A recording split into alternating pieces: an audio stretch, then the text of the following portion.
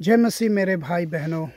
मैं आप सबका प्रभु मसीह में स्वागत करता हूं और मैं विश्वास करता हूं कि आप सब अच्छे से होंगे। आज पहली बार मैं ये वीडियो बना रहा हूं। इस वीडियो बनाने का कारण है एक वीडियो जिसे मैं बिहार से देख रहा था। बिहार के किस ज़िले का है और एक एग्जैक्ट किस जगह का है ये तो मैं नहीं बता सकता, मगर एक बिहार का मैंने वीडियो देखा। उस वीडियो में बहुत सारे लोगों को पुलिस जो है पकड़ कर के ले जा रही थी। तकरीबन 100 लोग होंगे। संडे सर्विस था उस दिन और संडे सर्विस को के बीच में ही उनको पकड़ करके पुलिस ले जा रहे थे। क्या कुछ लोग आए और उस सर्विस को बाधित किया और उनके ऊपर में इल्ज़ाम लगाया कि ये लोग धर्म परिवर्तन करा रहे हैं और पुलिस उनको पकड़ करके ले गई। मगर मैं एक सवाल करना चाहता हूँ, मैं ये जानना चाहता हूँ, मैं ये समझना चाहता हूँ कि अगर कोई व्यक्ति बाइबल पढ़ता है तो उसका धर्म परिवर्तन कैसे हो सकता है? आप कैसे साबित कर सकते? क्या किसी पुस्तक को पढ़ने से किसी का धर्म परिवर्तन हो सकता है? क्या आप हमको बता सकते हैं कि इसका मतलब क्या होता है? अगर मान लीजिए मैं रामायण ही पढ़ता हूँ तो रामायण पढ़ने से क्या मेरा धर्म परिवर्तन हो गया? मैं एक मुसलमान हूँ और मैं अगर रामायण पढ़ लेता हूँ, मैं अगर महाभारत पढ़ लेता हूँ, तो क्या महाभारत और रामायण पढ़ने से मैं मुसलमान से हिंदू हो गया? या एक हिंदू अगर कुरान पढ़ता है तो क्या वो मुसलमान हो गया? ऐसा कभी भी नहीं होता है। अगर एक ईसाई या एक इंसान बाइबल को पढ़ता है तो वो कैसे धर्म परिवर्तन हो सकता है? इसका क्या अर्थ निकलता है? ये धर्म परिवर्तन है? मुझे तो नहीं लगता कि यह धर्म परिवर्तन है। आज मैं प्रभु यीशु के पीछे 17 साल से चल रहा हूँ, तो इन 17 साल में मुझे एक भी इंसान ऐसा नहीं मिला जिसने कहा हो कि आप तो इतने साल से प्रभु में हैं, चलिए मैं आपका घर बना देता हूँ, आप ये पैसा ले लीजिए, चलिए आपका बच्चा को मैं अच्छे स्कूल में दाखिला करा देता हूँ। एक भी इंसान मुझे ऐसा नहीं मिला। मगर कुछ लोग जो अपने फ़ायदे के लिए लोगों को पकड़ते हैं, मारते हैं, कूटते हैं, विश्वासी भाई बहनों को, और उनको जेल में बंद करा देते हैं। वो सोचते हैं हमने बहुत बड़ा कार्य किया, बहुत अच्छा काम किया। परमेश्वर एक दिन आप लोगों को बहुत भयंकर दंड देगा इसके लिए, क्योंकि परमेश्वर की आंखों को छूने का मतलब है कि परमेश्वर के साथ में विद्रोह करना। आप लोग याद कीजिए, परमेश्वर का विद्रोह आप लोग नहीं कर सकते। और कोई भी इंसान, जब से ये सृष्टि बनी है तब से लेकर के आज तक बहुत सारे लोगों ने बाइबल को नष्ट करने का प्रयास किया, विश्वासियों को नष्ट करने का प्रयास किया। बड़े बड़े राजा आए और चले गए, पर वो लोग कभी भी परमेश्वर के वचन को रोक नहीं पाए। तो क्या कुछ लोग जो इंसान है, जिनके अंदर में कुछ भी अधिकार नहीं है, वो लोग क्या बाइबल को बढ़ने से, परमेश्वर के वचन को फैलने से रोक पाएंगे? कभी भी रोक नहीं पाएंगे, क्योंकि ये परमेश्वर का वचन है, परमेश्वर का कलाम है।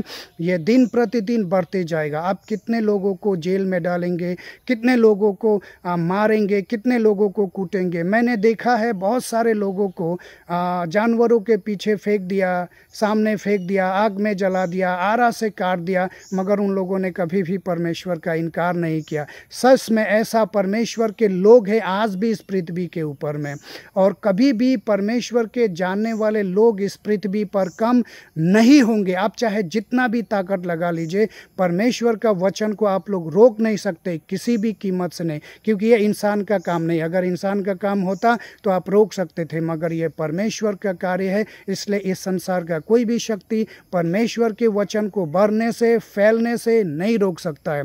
और जब हम बाइबल पढ़ते हैं तो बाइबल में परमेश्वर ने मत्ती 28 का 18 में क्या कहा? सारे जगत का अधिकार मुझे दिया गया, इसलिए तुम जाओ, जाति जाति के लोगों को चेला बनाओ, उन्हें पिता, पुत्र और पवित्र आत्मा के नाम से बपतिस्मा दो, और मैंने जितने भी आज्ञाएं तुम्हें दी है वो सारी आज्ञाएं तुम उनको मानना सिखाओ।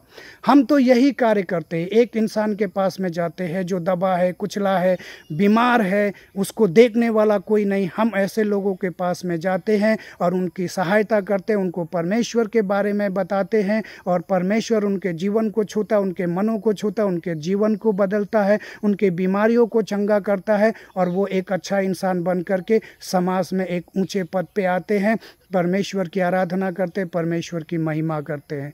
हम कहते हैं परमेश्वर मन को बदलता है, परमेश्वर किसी के जीवन को बदलता है, परमेश्वर किसी के धर्म को नहीं बदलता। आज 17 साल मेरा प्रभु में हो गया, और प्रभु ने कभी भी या किसी ने भी ये मुझसे ये नहीं कहा कि तुम अपना नाम बदल लो। आज भी मेरा नाम जो है, मेरा नाम वही है, मेरे नाम में कोई भी परिवर्तन नहीं आया। तो लोग कैसे कह सकते हैं कि ये धर्म परिवर्तन है? दोस्तों, ये धर्म परिवर्तन नहीं है। ये जो आज सारा संसार जो है पूरा दुष्ट के वश में है, और ये दुष्ट के वश में होने के कारण लोग परमेश्वर के वचन का विद्रोह करते हैं, परमेश्वर को नहीं जानते हैं, इसलिए ऐसी बातें करते हैं। और मैं एक चीज़ और बताना चाहता हूँ कि परमेश्वर ऐसे लोगों का न्याय करेगा। परमेश्वर कहता है कि मैं अपने द्रोहियों को कभी भी नहीं भूलता हूँ, और आज की पीढ़ी से ही ये सारा न्याय लिया जाएगा। ये सारा पीढ़ी आज परमेश्वर के न्याय के आगे खड़ा होगा। आज का पीढ़ी ही खड़ा होगा, क्योंकि परमेश्वर बहुत ही जल्द बादलों पे आने वाला है। और मैं सभी उन विश्वासी भाई बहनों से एक रिक्वेस्ट करना चाहता हूँ, आपको चाहे जितना भी तकलीफ़ दिया जाए, शताव दिया जाए, जितना भी परेशान किया जाए, परमेश्वर के वचन के लिए बढ़ते रहिए। मैं भी परमेश्वर के वचन के लिए बढ़ता रहूँगा। और क्योंकि हमारा परमेश्वर ने कहा, अंत के दिनों में लोग तुम्हें मारेंगे, सताएंगे, तुम्हारा हंसी करेंगे, तुम्हें जेल में डालेंगे। ये सब परमेश्वर ने हमको पहले से ही बता दिया। तो हम ये सभी चीज़ों को फेस करने के लिए तैयार हैं। इन सभी चीज़ों को फेस करने के लिए हम तैयार हैं। हमको पता है हमारे परमेश्वर ने ये सारी बातें पहले ही बता दी है कि हमारे जीवन में हमारे प्रभु के पीछे चलने के कारण, यीशु के पीछे चलने के कारण हमारे जीवन में ये सारी परेशानियाँ आ सकती है। तो कोई भी परेशानी हमें डिगा नहीं सकती है, क्योंकि हमारा परमेश्वर हमारे साथ है। परमेश्वर कहता है कि गहराई तुम्हें डुबा नहीं सकती है और ज्वाला तुम्हें जला नहीं सकती है, क्योंकि गहराई और ज्वाला में भी मेरा परमेश्वर मेरे साथ में है, और मेरा परमेश्वर हमारे संग रहता है और हमारी रक्षा, हमारी सुरक्षा करता है। हमारा परमेश्वर जीवित परमेश्वर है जो हमारे संग रहता है। तो दोस्तों, मेरा मकसद इस वीडियो का बनाने का केवल ये है, ताकि जो नहीं जानते हैं, जो परमेश्वर के विरोध में आज खड़े हो गए हैं, अनजाने में ही वो लोग चेत जाए, परमेश्वर के तरफ में आए, परमेश्वर का तरफ पास में आकर के अपना पाप को स्वीकार करे, अपने गलतियों को स्वीकार करे, अपने अधर्म को स्वीकार करे, और ये मान ले कि वो पापी है। क्योंकि परमेश्वर का वचन कहता है, सब ने पाप किया और सब परमेश्वर की धार्मिकता से नीचे गिर चुके हैं।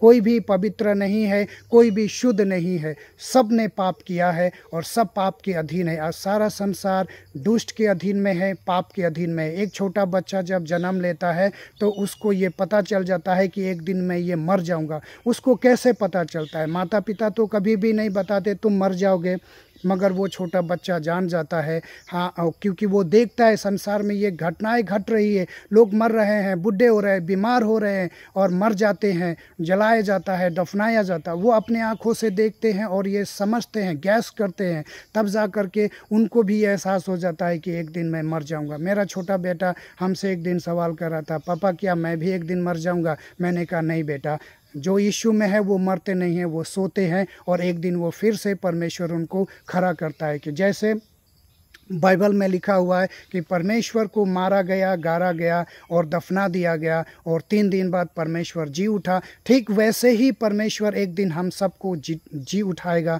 हम सबको ज़िंदा करेगा और एक ऐसे मुकाम में लेकर के जाएगा जो कभी भी वहाँ ऐसे लोग नहीं जा सकते हैं जो परमेश्वर के विरोध करने वाले हो, परमेश्वर की लहू को अपने पैरों से रौंदने वाले हो, उसकी शिक्षाओं का इनकार करने वाले हो। ऐसे लोग कभी भी परमेश्वर के पास में नहीं जा सकते, उसके राज्य में प्रवेश नहीं कर सकते हैं। कोई चोर दरवाज़ा नहीं है परमेश्वर के राज्य में प्रवेश करने के लिए।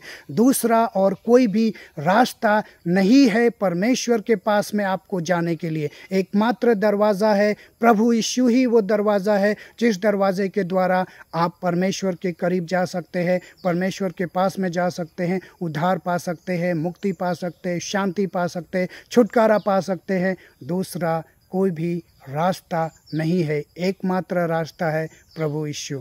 क्योंकि मेरा प्रभु यीशु कहता है, सत्य, जीवन और मार्ग मैं हूँ। क्योंकि प्रभु यीशु इस पापी जगत में हम सब पापियों के लिए आया, हम सब पापियों के लिए मारा गया, हम सब पापियों के लिए दफनाया गया, और हम ही सब पापियों के लिए 3 दिन बाद वो जी उठा, ताकि जैसे वो मारा गया, जब हम इस पृथ्वी के ऊपर जब हमारी शरीर से ये आत्माएं निकलेगी और हम प्रभु में सो जाएंगे, तो एक दिन प्रभु हमको भी उसी के समान उठा लाएगा। क्योंकि परमेश्वर का वचन उत्पत्ति में क्या कहता है कि परमेश्वर ने हम इंसानों को अपने स्वरूप और समानता में बनाया है। तो जब परमेश्वर ने अपने स्वरूप और अपनी समानता में हमको बनाया है, तो जब हम मर जाएंगे तो परमेश्वर उसी समानता में जब हम सो जाएंगे, माफ़ करना, जब हम सो जाएंगे तो उसी समानता में जैसे प्रभु जी उठा, एक दिन हमें भी जी उठाएगा। ये परमेश्वर का प्रतिज्ञा है, परमेश्वर का वचन है। और परमेश्वर कहता है